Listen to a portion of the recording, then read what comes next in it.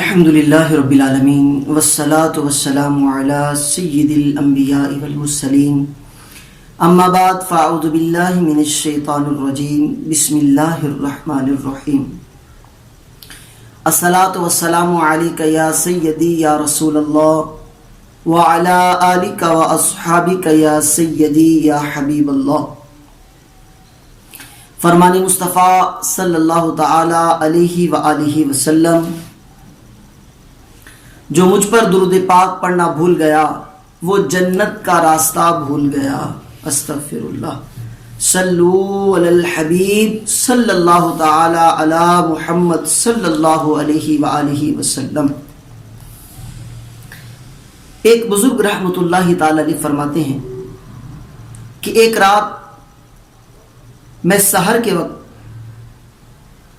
سڑک کے کنارے واقع اپنے گھر کے ایک کمرے میں سورہ طٰہٰ کی تلاوت کر رہا تھا۔ جب میں نے سورہ ختم کی تو مجھے کچھ اونگ آ گئی۔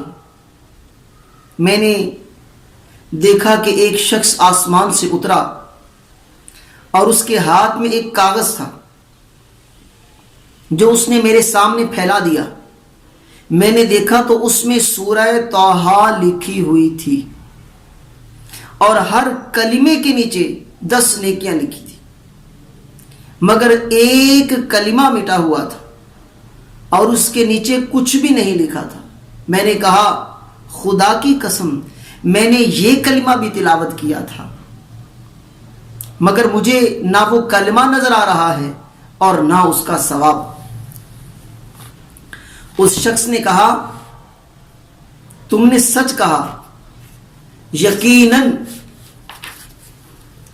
تم نے اس کی تلاوت کی تھی اور ہم نے اسے لکھا بھی تھا، مگر ہم نے عرش کی جانب سے ایک پکارنے والے کی ندا سنی کہ اس کلمے کو مٹا دو اور اس کا ثواب ساکت کر دو، چنانچہ ہم نے اسے مٹا دیا۔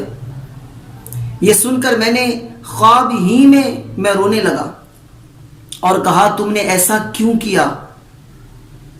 تو اس نے کہا کہ سڑک سے ایک شخص گزر رہا تھا، تم نے اسے سنانے کے لیے یہ کلمہ اونچی آواز سے پڑھا تھا، پس اس کا ثواب جاتا رہا۔ اے میرے پیارے میٹھے اسلامی بھائیو، یہ ریاکاری کی سزا ہے۔ اللہ اکبر۔ اللہ تعالیٰ ہمیں اعمال کے اندر اخلاص عطا فرما دے، ہر کام اللہ کی رضا کے لیے اللہ کرنے کی توفیق عطا فرما دے۔ اے میرے پیارے اور میٹھے اسلامی بھائیو، اللہ رب العالمین ہم سب کو اپنی رضا والے کام ریاکاری سے بچ کر کرنے کی توفیق عطا فرما دے۔ اے میرے پیارے اور میٹھے اسلامی بھائیو، آج ہم کتنے نیک اعمال ایسے کرتے ہیں جو لوگوں کو خوش کرنے کے لیے کرتے ہیں، جو لوگوں میں اپنی واہ واہ کرنے کے لیے وہ کام کرتے ہیں۔ کتنے ایسے کام ہیں، اگر کسی کو اللہ نے مال دیا، اگر وہ غریبوں میں، فقیروں میں، بیواؤں میں، یتیموں میں مال تقسیم کرتا ہے تو اس میں بھی اکثر کی سوچ یہ ہوتی ہے کہ دنیا کو پتہ چل جائے میں بڑا سخی ہوں، میں بڑا مالدار ہوں، میں بڑا پیسے والا ہوں۔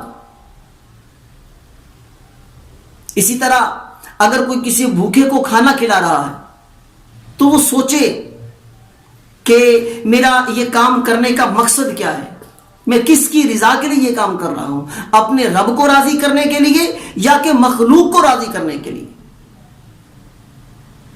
اللہ تبارک و تعالی ہم سب کو ریاکاری سے بچنے کی توفیق عطا فرمائے۔